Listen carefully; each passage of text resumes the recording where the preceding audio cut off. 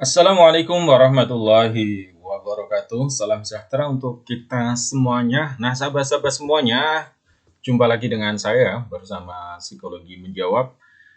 Masih di sesi tentang manajemen konflik ya. Nah, pada kesempatan kali ini saya akan sharing-sharing terkhusus nih yang lagi tren dan juga jadi persoalan yang lagi ramai ya, terutama seiring perkembangan teknologi. Apa itu? Yaitu hoax. Ya, hoax dan kemudian manajemen konflik. Saya nggak tahu persis ini cara bacanya seperti apa. Apakah hoax, apa hook atau seperti apa ya? Oke, sahabat-sahabat. Kenapa ini menjadi satu persoalan yang penting? Karena ternyata ketika saya cermati ya, baik dari penelitian-penelitian ataupun persoalan-persoalan yang ada, itu ada nih berhubungan dengan hoax ya, atau informasi-informasi yang berseliweran yang kemudian bahkan itu palsu, yang kemudian memicu terjadi konflik dan bahkan membuat konflik semakin parah. Nah, baik, nah sebelum lebih lanjut untuk sahabat-sahabat semuanya, silakan untuk subscribe channel Psikologi Menjawab, terus support channel ini sehingga terus berkembang. Dan untuk sahabat-sahabat yang sudah subscribe channel Psikologi Menjawab, terima kasih sekali. Terus untuk kemudian bersama dengan Psikologi Menjawab ya, dan juga boleh sahabat-sahabat memberikan masukan ataupun request materi. Nah, saya akan mulai pembahasan kita. Sekalipun mungkin kita semuanya atau sahabat-sahabat sudah terbiasa ya mendengar kata hoax. Apa sih sebenarnya hoax itu? Tidak banyak sebenarnya lihat literatur yang memang membahas ini, terutama secara khusus kalau dikaitkan dengan organisasi. Dan hoax ini lebih banyak berhubungan dengan dunia komunikasi ya, ataupun dunia IT seperti itu. Nah, kalau secara khusus dengan komunikasi organisasi itu memang katakanlah masih minim saya kira, atau mungkin saya kurang bisa menemukan ya. Oleh karena itu, dengan bekal yang ada, saya coba untuk mengemas ya, sehingga jadi materi dan punya korelasi nih. Bagaimana hoax, terus kemudian permasalahan organisasi dan manajemen konflik. Karena memang pada umumnya hoax ini berhubungan dengan dunia komunikasi, bahkan juga politik seperti itu. Oke, kita akan mulai dengan hoax. Hoax atau hoax atau apa ini bacanya ya.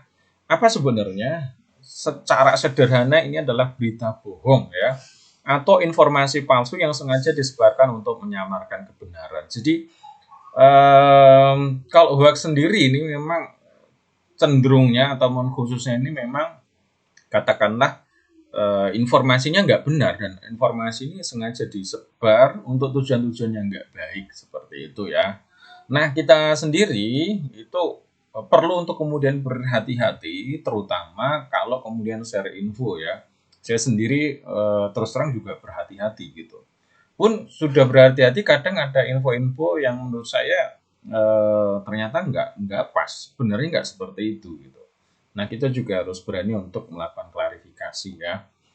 Nah, umumnya kalau kita itu kadang kita percaya nih sama orang yang share info lalu kemudian kita share langsung tanpa kemudian kita memeriksa. Nah, itu kalau pengalaman saya sendiri ya, seperti itu. Sehingga dan ternyata di kemudian hari atau berikutnya infonya nggak bener nih gitu. Nah, orang juga bisa saja salah. Artinya mungkin kita percaya sama orang itu katakanlah bisa dipercaya, nggak mungkin bohong seperti itu ya. Itu juga perlu untuk kemudian kita cek, kita mesti kritis di situ. Sehingga di sini sebenarnya hoax itu sendiri atau perilaku ataupun tindakannya itu sudah ada sejak zaman dahulu. Ketika saya baca literatur itu memang ada ya hoax-hoax yang bentuknya itu mungkin di karangan-karangan cerita-cerita informasi yang sebenarnya tidak benar ya. Kalau kita cross check ulang ternyata informasi itu palsu. Ada orang yang sengaja untuk membuat atau memalsukan informasi dan tujuannya nggak bagus gitu. Nah, itu sahabat-sahabat. Jadi perilaku ataupun tindakannya itu memang sudah ada zaman dahulu. Dan mulai tersebar kalau zaman dahulu yang mungkin bentuknya adalah dari mulut ke mulut ya, dari cerita ke cerita seperti itu, dari orang ke orang secara lisan, atau mungkin juga masih sederhana kalau zaman dahulu ya, cerita-cerita gitu. Dan kalau sekarang itu sudah semakin kompleks ya, dengan semakin kompleks. Teman-teman kalau mengikuti siapa itu namanya ya. Jadi ada menurut saya pendirinya atau dengan drone empritnya ya. Beliau ini memiliki perhatian di dalam pengecekan berita hoax atau hoax ya. Ini berita ini valid atau enggak seperti itu. Jadi ada teknologi social networking ya untuk menelusuri ini sumber informasinya pertama dari mana, terus pola penyebarannya seperti apa, sampai seperti itu. Dan rumit sebenarnya ya. Kalau kita tidak perhatian di situ tuh sebenarnya cukup rumit. Dan sekarang dengan teknologi itu sudah semakin kompleks, apalagi dengan sosmed ya. Info bisa tersebar dengan cepat. Ketika kita mau melakukan klarifikasi atau orang mau melakukan klarifikasi, infonya itu sudah terlanjur menyebar. Gitu. Nah itu yang kemudian kita perlu untuk cermat di sini ya. Dan berita bohong berpotensi menimbulkan konflik sehingga perlu untuk ditangani. Nah di dalam konteks organisasi saya tidak ingin membawa konteks yang lebih luas ya, ke konteks organisasi aja lah. Misalnya ada isu-isu ya, orang kan kadang nebak-nebak ya, misalnya ada perkembangan ekonomi dunia sedang turun, lalu kemudian muncul isu-isu, mungkin di luar ada katakanlah PHK massal misalnya seperti itu ya, dan di organisasi ada yang kemudian yang mungkin awalnya cuma diskusi lalu kemudian jadi semacam pernyataan sampai kemudian jadi isu misalnya, dan itu membuat orang-orang bekerja tidak nyaman, khawatir kalau nanti PHK dan seterusnya. Nah itu dampaknya ya, sehingga sampai kemudian kalau yang seperti ini kan orang akhirnya kerja nggak nyaman, terus kemudian nggak produktif, mungkin punya pikiran yang negatif, sampai kemudian tentu ini akan berpengaruh tidak bagus juga ke perusahaan atau ke organisasi. Nah di sini ini yang saya kira penting ya. Dan bahasan ini mungkin masih langka dalam arti di konteks organisasi, tapi saya kira penting untuk kemudian kita diskusikan ya. Nah hoax dalam organisasi misalnya nih ada isu-isu ya tentang PHK atau isu-isu tentang pengurangan karyawan, pemotongan gaji seperti itu. Dan ini sebenarnya memang masyarakat atau terutama dengan dunia teknologi yang sekarang ini ya, kita kan bisa akses 24 jam. Jadi informasi-informasi bahkan dunia kan, baik itu Twitter, melalui Twitter, Facebook ataupun yang lain-lain. Artinya apa? Kita berada di lingkungan global, ketika kemudian ada isu di satu tempat, itu akan bisa saja menjadi wacana yang kemudian didiskusikan ya, yang kemudian berkembang menjadi informasi yang kalau tidak diklarifikasi dengan baik itu akan menjadi hoax ya. Misalnya bentuknya misal isu-isu PHK, isu-isu pengurangan karyawan, pemotongan gaji, yang padahal mungkin perusahaan sendiri itu belum ada pembahasan tentang itu, pembicaraan tentang itu. Tetapi kekhawatiran-kekhawatiran itu yang kemudian perlu untuk ditangkap ya. Ketika kemudian kita misalnya di organisasi, maka kita harus bagaimana tren yang ada di luar, situasi global itu seperti apa, ada isu-isu apa yang kemudian segera untuk kemudian direspon oleh organisasi, bahwa misalnya contohnya tenanglah, kita masih mencoba, kita masih optimis untuk aman walaupun ada konsekuensi itu, tetapi butuh untuk support nih dari semuanya. Nah ini bagian dari cara-cara untuk mengelola konflik ya. Artinya kita perlu untuk kemudian mencermati potensi-potensi yang ada di luar itu seperti apa, perubahan-perubahannya, dampaknya langsung ke organisasi apa, dan dampaknya kemudian yang bentuknya wacana-wacana seperti apa. Nah, itu yang kemudian perlu untuk kita antisipasi. Nah, berikutnya misalnya isu-isu terkait dengan undang-undang yang baru dan dampaknya terhadap perusahaan serta tenaga kerja. Nah, kalau kita flashback ke belakang ya, sempat ada katakanlah pengesahan undang-undang yang kemudian di sana ada pro dan kontra, yang kemudian juga ada informasi-informasi berseliweran, ada yang benar, ada yang nggak benar. dan sampai kemudian ya saya melihat dari dampaknya sendiri ya, informasi yang tidak tepat akhirnya menimbulkan persoalan-persoalan miskomunikasi, mispengertian yang kemudian juga akhirnya merugikan banyak pihak, baik itu karyawan ataupun organisasi bisnis atau perusahaan yang mestinya katakanlah bekerja, tapi adanya isu-isu akhirnya bentuknya misalnya melakukan aksi-aksi gitu. Dan ya itu bagian dari isu-isu terkait dengan undang-undang yang baru. Nah, mungkin di kedepannya misalnya ya ada mungkin di perubahan-perubahan di luar negeri sana, lalu kemudian ada isu-isu masuk juga. Sehingga di sini bagi perusahaan juga harus cermat bagaimana sih dampak dari mungkin satu kebijakan ya terhadap organisasi, terhadap perusahaan. Nah, terutama di dalam isu-isu yang sekarang ini dalam situasi yang sensitif ya, terutama ada COVID, terus kemudian ada penurunan ekonomi dan yang lain-lain. Isu berupa informasi belum jelas bisa berkembang menjadi hoax. Awalnya mungkin isunya itu memang masih belum jelas.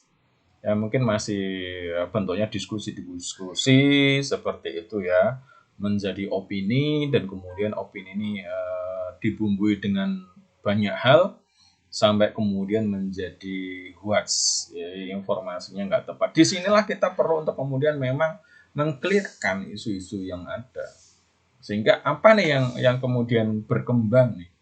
Disitulah memang penting terkait nanti kalau rekan-rekan atau ya sahabat-sahabat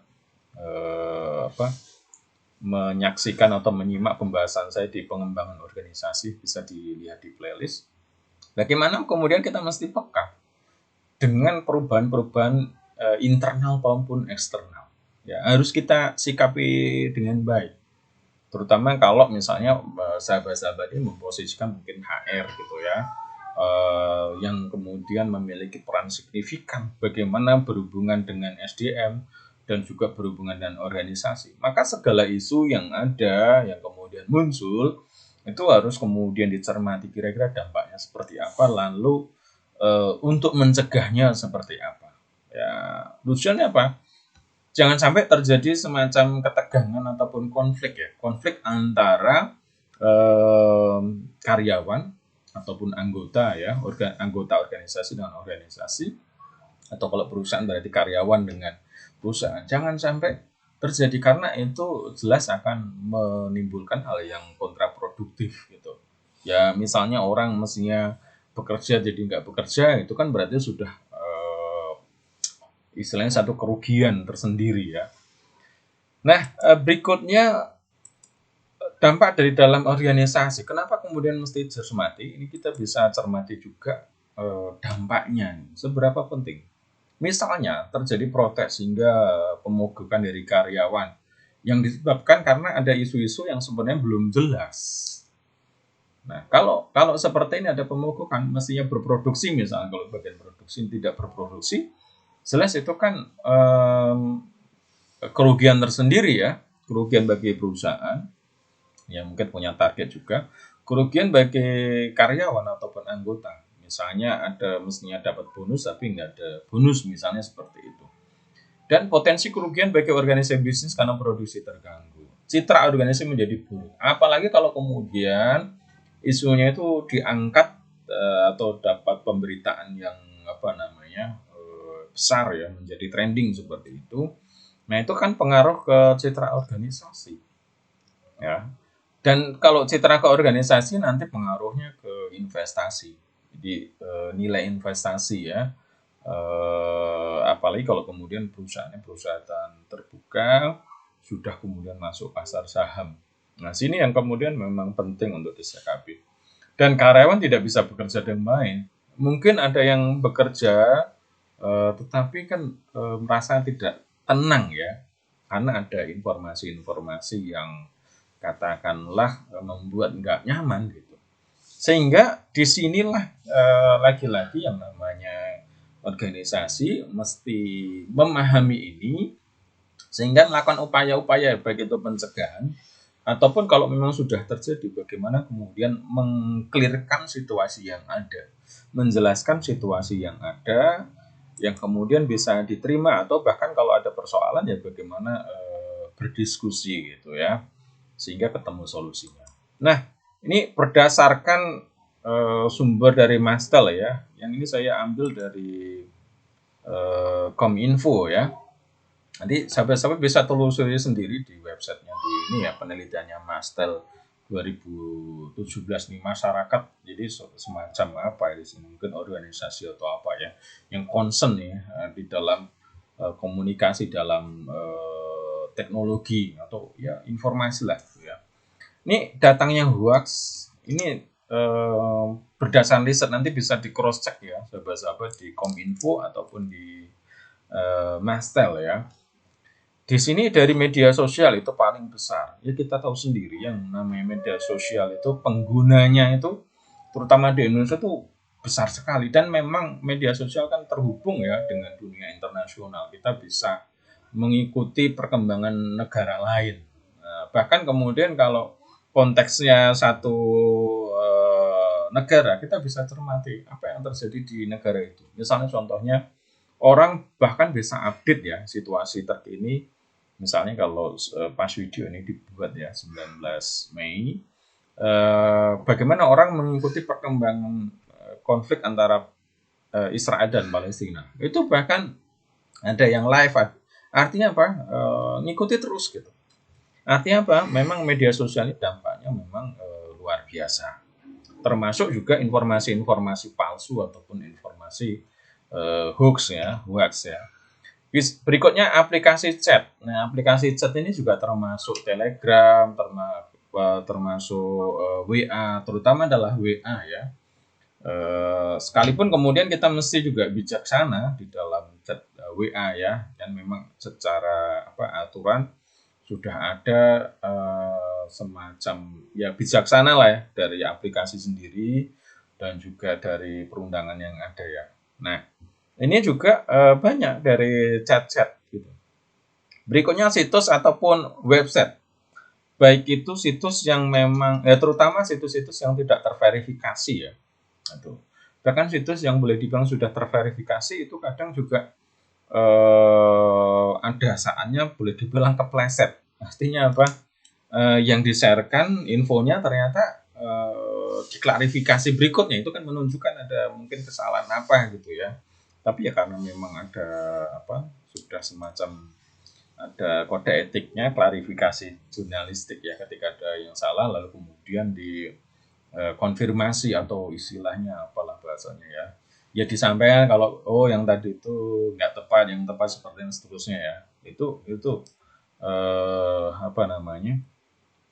ya yang terjadi gitu ya. Pertama dari media sosial, dua aplikasi chat, kemudian situs website. Ini mungkin juga termasuk blog dan seterusnya ya. Maka kita perlu untuk melakukan benar-benar verifikasi sumber datanya ini dari mana. Nah, kita bisa cek juga ya. Televisi, media cetak, email, radio ya. Sekalipun di sini ini tampaknya memang datangnya hoax ini berkorelasi dengan penggunaan ya. Jelas kalau media sosial tuh penggunanya luar biasa gitu, banyak ya, jangkauannya bahkan internasional. Dan beberapa hari ini terutama terkait sama konflik Israel Palestina ada juga nih berita-berita hoax gitu ya. Nah ini ya sahabat-sahabat 2017 ya. Nanti bisa dicek ya, bisa baca ulang di Masel dan juga di Kominfo ya. Berikutnya lagi masih menurut yang sama, yaitu Kominfo dan juga Mastel.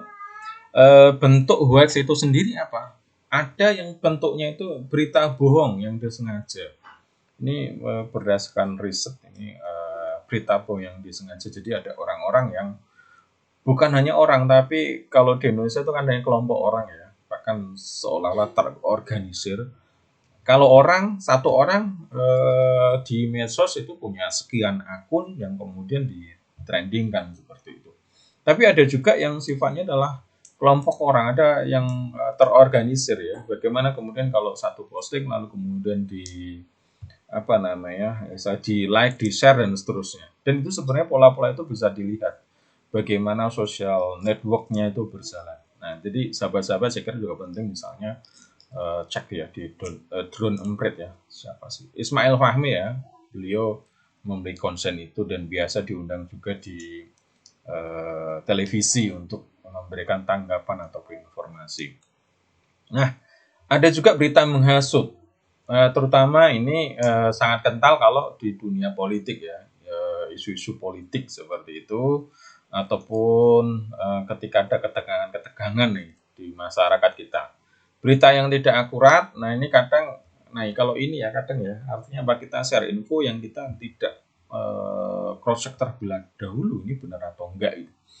Atau mungkin berita yang lama tetapi di-share, nih kadang yang terjadi kan seperti itu ya. Atau video yang lama sebenarnya udah tahun sekian tapi di-share seolah-olah itu tanggapan dari yang sekarang ini.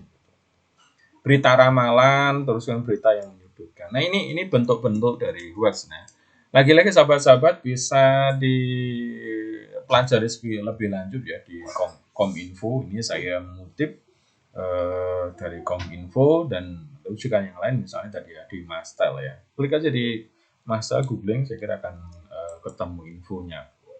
Nah, yang tidak kalah penting adalah hoax dan permasalahan hukum. Ini yang kadang tidak semua orang memahami. Ya, tidak semua orang memahami. Perlu untuk kemudian perusahaan juga mengedukasi, organisasi mengedukasi, memberikan pengertian, bukan sifatnya menakut-nakuti, tetapi di sini mencerdaskan ya. Bagaimana kemudian kita dilatih untuk apapun itu informasi kita harus cross check dulu, kita harus klarifikasi dulu sebelum kita share. Coba untuk kalau kita itu mungkin teman ataupun siapapun itu, coba untuk kita cross check gitu ya. Kita bandingkan informasi yang ada. Karena kadang realitas itu seperti gajah kan. Bagi yang kemudian dia fokus ke telinganya ya akan kelihatan besar. Kalau bagi yang fokus di kakinya itu kalau fokus telinganya itu lebar. Kalau fokus di kakinya besar, tinggi ya. Seperti itu ya. Bagi yang fokus di ekornya itu akan kecil, panjang. Nah, itu disitulah yang namanya persepsi yang kemudian realitas gitu ya. Nah, itu perlu untuk kemudian kita edukasi juga. Saya juga masih terus belajar soal ini ya, dan mesti cermat dan juga berhati-hati soal hoax ini. Nah, undang-undang yang kemudian perlu untuk dipelajari misalnya nomor 11 tahun 2008 itu terkait sama informasi dan transaksi elektronik atau ITE ya, yang memang sebenarnya peruntukannya itu terkait sama transaksi, tapi juga banyak juga yang kemudian terjerat karena penyebaran hoax ya. Nah, berikutnya lagi ada Undang-Undang Nomor 40 Tahun 2008 tentang penghapusan diskriminasi ras dan etnis. Nah, ini juga istilahnya ya, tidak sedikit juga yang kemudian di medsos ya, orang meluapkan emosi sampai kemudian mengeluarkan kalimat-kalimat yang menyinggung sara ataupun sara ya, ras ataupun etnis. Ini juga perlu untuk kemudian edukasikan, disampaikan bagian dari upaya untuk apa? Untuk preventif, pencegahan, meminimalisasi terjadinya konflik. Dan kalau ada persoalan-persoalan itu bisa didiskusikan, dikomunikasikan seperti itu. Dan saya kira ini penting untuk perusahaan ya. Lagi-lagi di sini saya sampaikan fokusnya di perusahaan atau di organisasi ya. Hal yang perlu diwaspadai misalnya adalah penghinaan, pencemaran nama baik, penistaan, perbuatan tidak menyenangkan di sini, provokasi, menghasut, menyebarkan berita bohong dan ataupun hoax. Terutama misalnya ya kadang karena orang tidak paham, misalnya itu bagian dari entah perusahaan dan juga ini ya customer ya.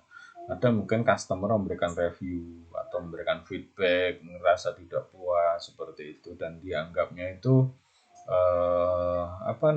pencemaran nama baik. Nah, ini juga saya kira perlu untuk kemudian sama-sama kita belajar ya.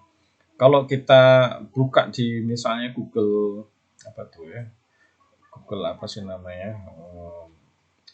Jadi kalau kita datang satu tempat lalu kemudian kita motret, biasanya itu akan terekam ya potret kita, lalu kemudian di situ kita bisa memberikan review lah tentang tempat itu gitu, termasuk misalnya kalau hotel ya tentang hotelnya, kalau restoran berarti tentang makanan dan seterusnya. Dan saya kira perusahaan juga mesti aware di situ gitu.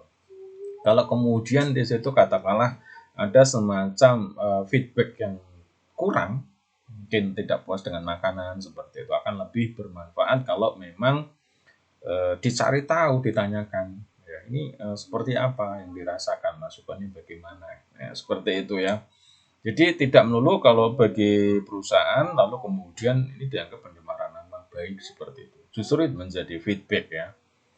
Syukur-syukur kalau kemudian memang kita belajar, kalau misalnya di perusahaan di transportasi ya ada tulisan kalau ditemukan misalnya driver yang membawa mobil ini membahayakan, silahkan lapor ke sini. Nah ini bagian dari upaya juga controlling sebenarnya ya, controlling agar drivernya itu tidak ugal-ugalan. Satu ya, tentu itu akan prosesnya selamatan dan seterusnya. Kedua,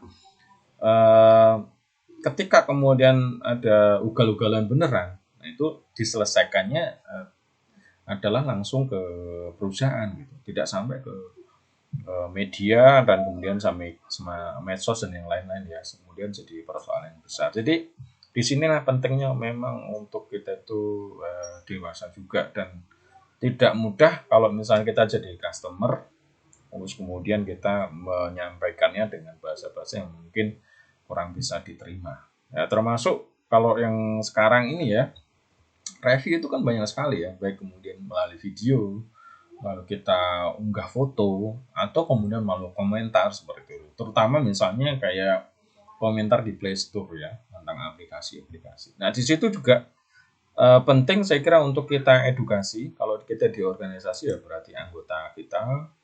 Kalau kita sebagai organisasi ya bagaimana kemudian kita juga bijaksana lah menyikapi situasi yang ada ya. Sehingga di sini saya mengajukan beberapa semacam saran yang kemudian bisa diambil ya dari organisasi. Perlu untuk kemudian adanya informasi yang clear, yang jelas, dan media informasi antisipasi kemunculan hoax. Jadi mungkin situs resmi ataupun media resmi, entah medsos atau apapun itu ya, sekaligus untuk menghindari yang namanya katakanlah hal-hal yang nggak bagus. Misalnya contohnya dulu ada apa namanya, orang penipuan itu bentuknya, menawarkan emas seperti itu, dan banyak orang yang kena, lalu kemudian dia konfirmasi ke perusahaan yang berhubungan sama gade emas, dan ternyata apa namanya, tidak, katakanlah isu itu tidak benar gitu. Nah itu kan artinya apa? Ketika orang ada satu persoalan lalu kemudian kontak dengan situs yang resmi atau buka situs yang resmi, artinya di situ kan kemungkinan muncul persoalan lebih besar itu sudah tercegah. Syukur-syukur kalau kemudian sudah menangkap isu yang ada lalu kemudian disampaikan semacam informasi ya, bahwa kalau ada yang seperti ini itu bukan dari kami, kalau kami prosedurnya adalah seperti ini. Nah ini jelas ya, sehingga di sini memang penting adanya media dan juga informasi yang clear ya, orang bisa merujuk ke situ. Nah terutama kalau pengalaman sendiri, karena saya di bidang asesmen seleksi seperti itu, juga ngecek ada situs-situs yang misalnya lowongan pekerjaan, ketika dicek ternyata nggak ada gitu. Ternyata dicek itu nggak ada. Ya kadang mungkin ingin menarik orang ya, informasi terkait lowongan itu salah satu cara memperbanyak untuk orang datang ke situ sehingga keuntungan banyak, iklan banyak gitu ya. Tapi ketika dirujuk ke situs aslinya, ke perusahaan aslinya, ternyata tidak ada. Nah ini juga penting buat kita ya, Ya memang itu informasi tentang lowongan itu penting, artinya bermanfaat juga gitu ya. Tetapi kita juga perlu merujuk ke website aslinya. Nah, adanya website itu kan cukup membantu. Ternyata di situ disampaikan sementara ini belum ada pembukaan lowongan. Ya, seperti itu ya, sahabat-sahabat. Nah, bagi anggota organisasi, kalau kita adalah anggota organisasi, penting untuk klarifikasi, untuk cek ya. Ya mungkin pertama kita ke teman kita, terus kemudian mungkin ke atasan kita. Kalau atasan kita nanti bisa teruskan gitu ya. Kalau kita adalah sebagai atasan ya kita cross check ke atasan kita, ke yang lebih tinggi ya, kemudian menjelaskan ke bawahan kita. Jadi apapun itu perlu untuk kemudian dicek ya, dan tidak mudah untuk kemudian men-share. Sekalipun mungkin isinya bagus, tetapi kalau kemudian ternyata kredibilitasnya itu kurang, itu kan perlu dicermati juga ya. Nah, sahabat-sahabat bisa cek sepertinya di apa ya, terkait sama kemampuan komunikasi ya. Eh, Sepertinya di pengembangan organisasi, cek saja di sana ada. Saya membahas bagaimana sih komunikasi yang baik, mesti kita tuh konsisten dan seterusnya ya. Oke, berikutnya penanganan hoak kalau kemudian memang ada hal-hal yang sudah sampai sejauh ini misalnya ya. Ada hoak yang kemudian berujung persidangan karena termasuk tindakan kriminal. Bahkan artinya kriminal itu sudah tersirat dengan KUHP, dilaporkan dan memunculkan kerugian seperti itu ya. Sebenarnya memang ini antara istilahnya apa ya?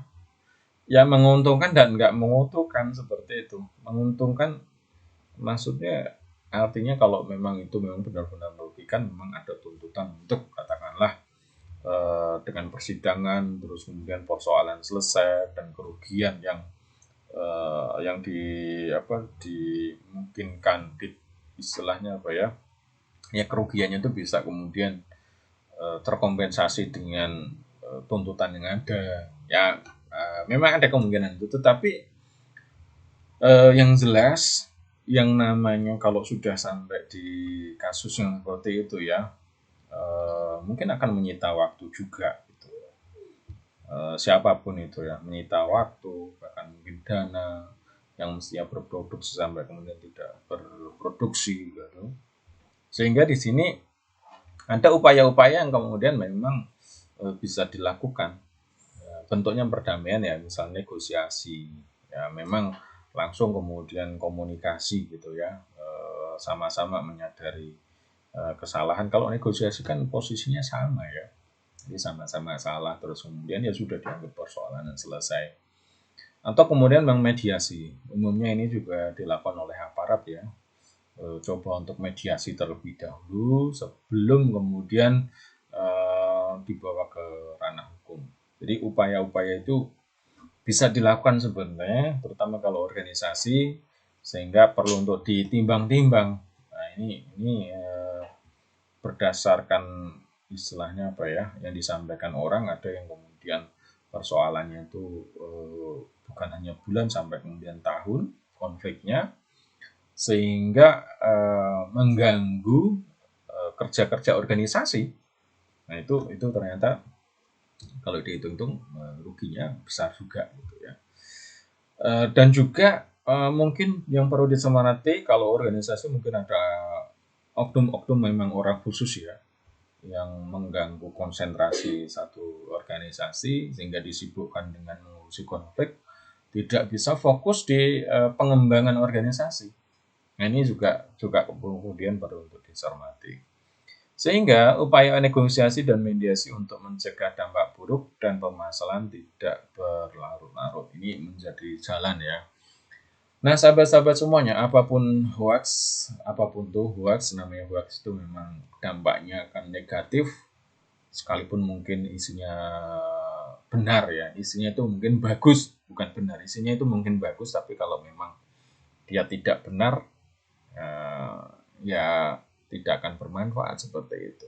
Sehingga mari kita bijak di dalam bermedsos ataupun apapun itu menggunakan media komunikasi, sehingga jangan sampai kemudian hoax dan kemudian terutama di organisasi konteks sekali lagi di konteks organisasi perlu untuk clear ya informasi baik dari organisasi sendiri, mungkin punya media khusus, dan untuk anggota organisasi perlu untuk katakanlah mencari informasi lebih jauh lah terkait isu-isu yang kemudian berkembang.